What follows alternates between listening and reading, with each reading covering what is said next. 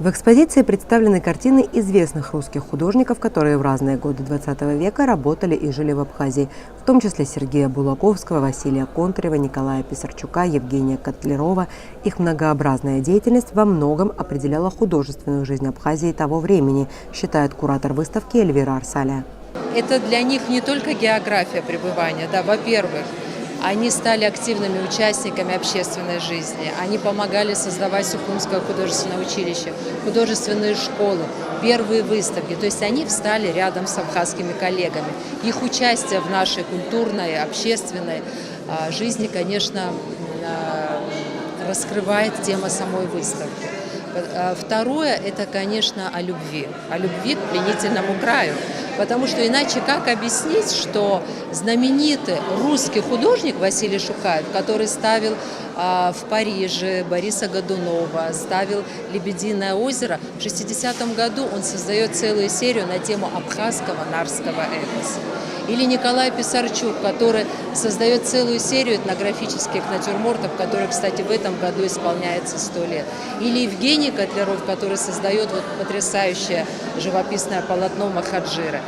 Выставка проходит при поддержке правительства Москвы, Департамента внешнеэкономических и международных связей города Москвы и Дома Москвы в Сухуме. Приурочено культурное мероприятие ко Дню России. Праздник всегда традиционно отмечается с размахом как в России, так и за ее пределами. Он объединяет тех людей, которые любят Россию, любят ее культуру, чтят ее историю, традиции.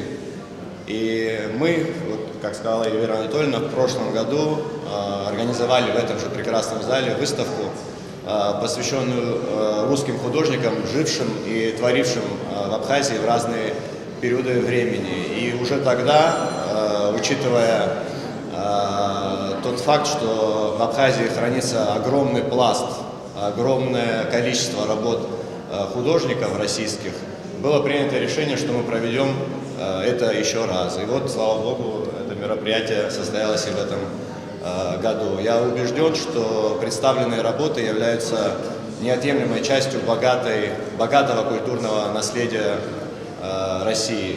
Некоторые работы, представленные на выставке, имеют видимые повреждения. Все это из-за того, что золотой фонд полотен хранится в ненадлежащих условиях и приходит в негодность каждый день, пока в стране не существует картинной галереи.